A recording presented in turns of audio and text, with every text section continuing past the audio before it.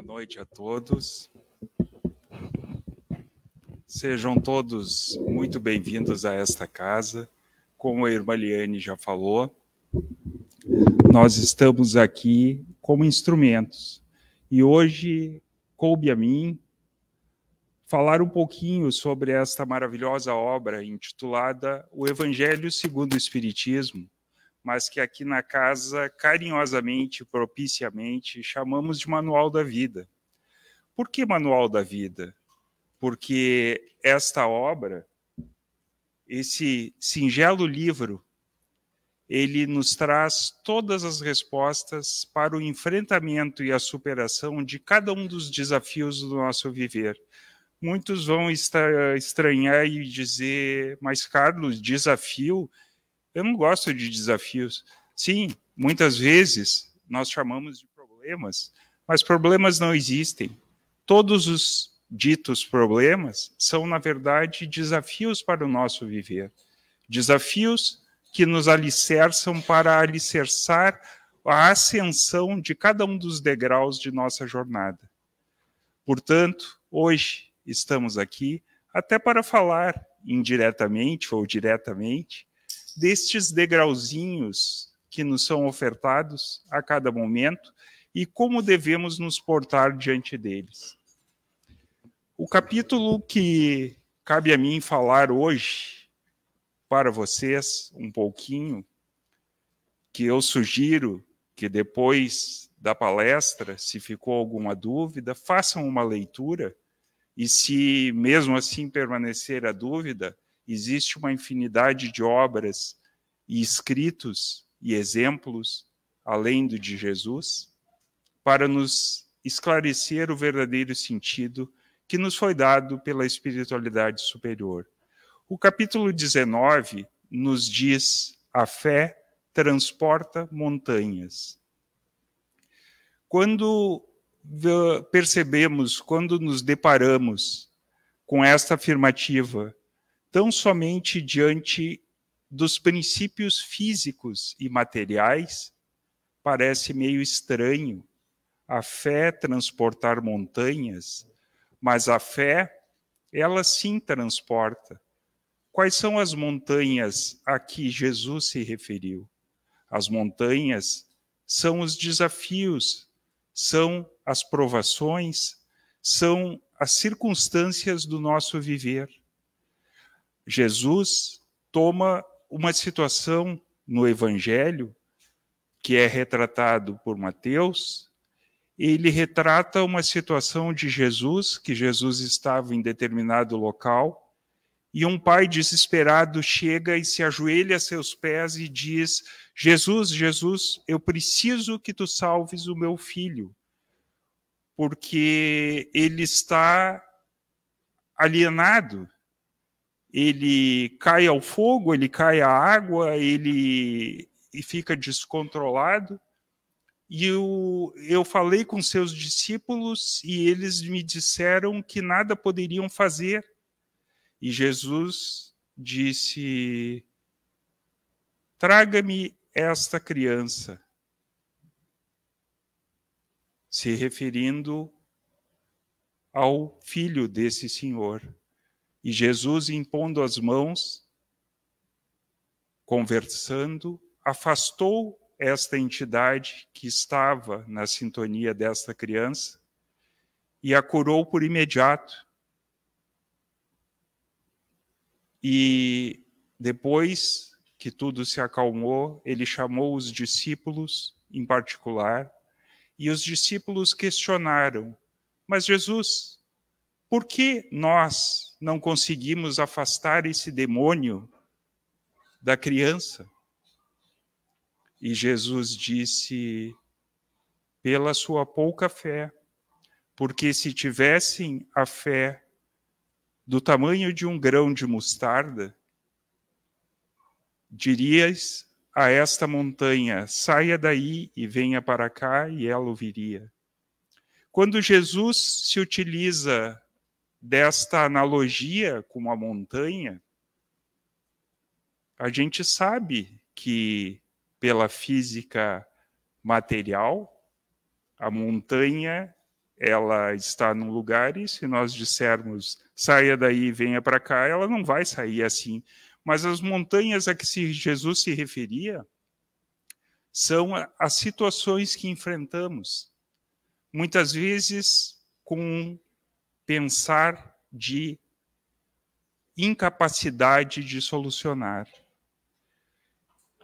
Este capítulo, ele é muito rico, mas o principal, eu coloquei aquele quadrinho lá, eu acho que é o que na casa é eu e o Márcio, nas aulas da Escola Mediúnica, somos os poucos que utilizam ainda aquele quadrinho, porque tem a projeção, mas eu coloquei lá, eu sempre coloco algo importante. E lá naquele quadro, eu coloquei a fé. Antes da fé, eu coloquei a fé e a razão como componentes da verdadeira fé, ou seja, a fé raciocinada. Não é aquela fé que diz assim, eu vou ficar rico.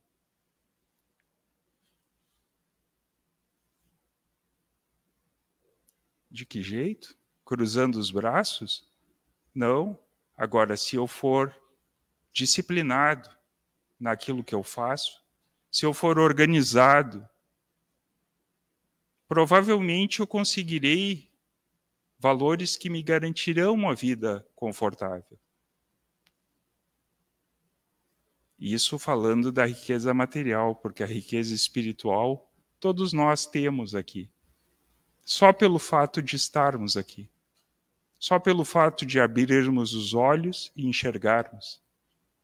Pelo fato de sermos despertados a cada manhã, pelo despertador ou por qualquer outro ruído que nós ouvimos, por, antes de levantar, sentir o cheirinho do café passado numa mesa farta para saciar o jejum noturno, por poder sair de casa e ter um trabalho para se direcionar, para fazermos aquilo que nos agrada, por ganharmos na loteria a cada manhã, por termos os nossos filhos com saúde. Eu digo sempre, eu ganho na Mega Sena todas as manhãs. Por quê? Porque os meus filhos estão com saúde. Eu tenho saúde para trabalhar, para progredir, para buscar o meu avanço, principalmente espiritual. Esta fé raciocinada, que se embasa na fé raciocinada, que é a fé embasada na razão, que ela está ligada àquilo que Jesus nos falou, do plantio é livre e a colheita é obrigatória, que depois nos estudos veio a causa e efeito, a ação e reação. Os acontecimentos da nossa vida dependem de nós, do nosso agir e do nosso interpretar aquilo que não temos ingerência de modificar, da resignação que nos faz alicerçar o nosso viver, tendo a certeza de que cada situação, por mais adversa, por mais diversa daquilo que nós esperávamos, é necessária neste momento da nossa eterna existência. Que esta fé, ela está embasada em dois outros requisitos, na caridade e na esperança. A esperança está ligada àquilo que eu falei para vocês da certeza do melhor por vir. E a caridade ligada à resignação e à paciência. A resignação de aceitar os acontecimentos da nossa vida. E a paciência de saber que tudo no nosso viver ocorre no momento certo, da maneira adequada. Uma determinada ocasião,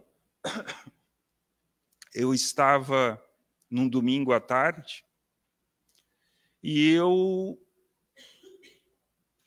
de acordo com os conhecimentos que essa abençoada doutrina nos dá, me veio à mente pensar naquele momento de nostalgia após o almoço, graças a Deus, farto.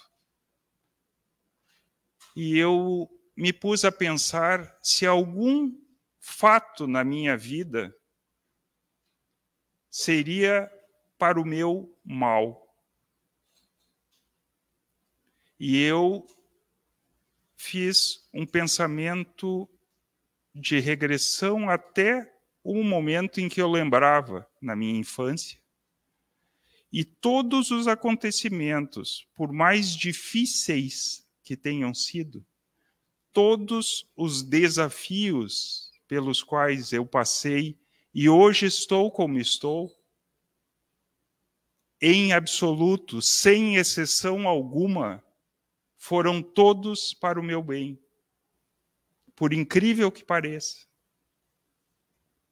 Em momentos difíceis, a perda de um ente querido, o não alcançar uma pontuação necessária em um concurso,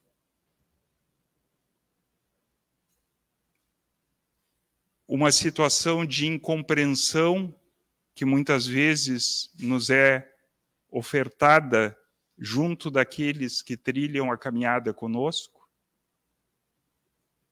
todas elas, analisem, em última análise, façam uma análise profunda e vocês constatarão que todas elas são, em absoluto, para o nosso crescimento, para o nosso bem. Este capítulo, ele é muito rico, trazendo para o nosso cotidiano. Porque muitas vezes somos assolados, nos deparamos com situações difíceis, com situações que, como diz o ditado, me faltam as pernas, quer dizer, que não, a gente parece que não tem força. Mas vamos buscar no coração. Vamos buscar naquilo que Jesus nos colocou e nos ensinou. Ele não só nos ensinou, mas ele exemplificou em seu viver. Vamos ter a certeza de que se a situação se coloca em nosso viver, muitas vezes uma situação que não podemos reverter, mas vamos analisar essa situação do ponto de vista espiritual. Não vamos nos limitar a esta existência. Vamos pensar que somos todos eternos e estamos aqui apenas num passeio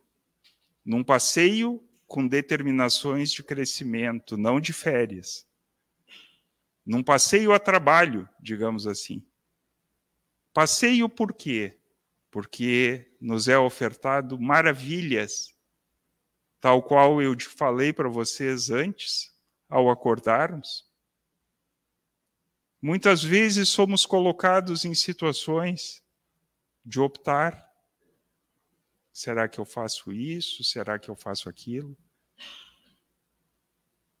E uma situação muito importante que nós devemos também, junto desta fé, e na fé do melhor por vir, ter a certeza de que uma palavrinha que atrapalha muito o nosso viver e que não deveria estar escrita ou constar de qualquer língua ou de qualquer idioma universal, que se chama a culpa. A culpa não existe. Vamos em frente, vamos ter fé. Entretanto, a fé que move montanhas, ela não é a fé fictícia, a fé sem embasamento, é a fé raciocinada, é a fé que anda lado a lado com a razão, conforme nos foi ensinado por Jesus, exemplificado em seu viver, e consta de uma maravilhosa prece que eu acredito que a grande maioria já deve ter, pelo menos, se deparado com ela uma vez na sua existência neste plano, que é a maravilhosa prece de Cáritas. E esta prece, ela nos traz um dizer, um pedido que é feito a Deus. Nela existe o seguinte pedido: dai-nos a fé e a razão. A fé e a razão lado a lado. E hoje eu tenho a imensa satisfação de pedir, em nome da espiritualidade superior, a uma pessoa de luz, a uma pessoa amada, a uma pessoa que é alicerce dessa casa, e que ele, como ninguém, sabe fazer essa prece para que ela entre no coração de cada um de nós. E eu peço, humildemente, com a sua permissão, seu Adão, que o Senhor realize para nós a abençoada prece de Cáritas. Irmãos, procuremos deixar lá fora tudo que nos atrapalhou no dia de hoje, elevando o nosso pensamento, a nossa sintonia ao mundo maior, ao mundo da luz, e agradecer a Deus por estarmos aqui. Deus, nosso Pai, que sois todo poder e bondade, dai a força a todo aquele que passa pela provação, dai a luz àquele que procura a verdade, ponde no coração do homem a compaixão e a caridade. Deus, dai ao viajor a estrela guia, ao aflito a consolação, ao doente o repouso. Pai, dai ao culpado o arrependimento, ao espírito a verdade, à criança o guia, ao órfão o pai. Senhor, que a vossa bondade se estenda sobre tudo o que criastes. Piedade, Senhor, para aqueles que vos não conhecem, esperança para aqueles que sofrem. Que a vossa bondade permita aos Espíritos Consoladores derramarem por toda parte a paz, a esperança e a fé. Deus, um raio, uma faísca do vosso amor pode abrasar a terra. Deixai-nos beber na fonte dessa bondade fecunda e infinita, e todas as lágrimas secarão, todas as dores acalmar-se-ão.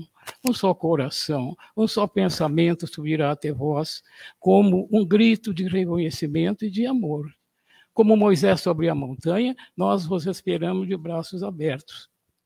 Ó poder, ó bondade, ó beleza, ó perfeição, e queremos de algum modo merecer a vossa misericórdia.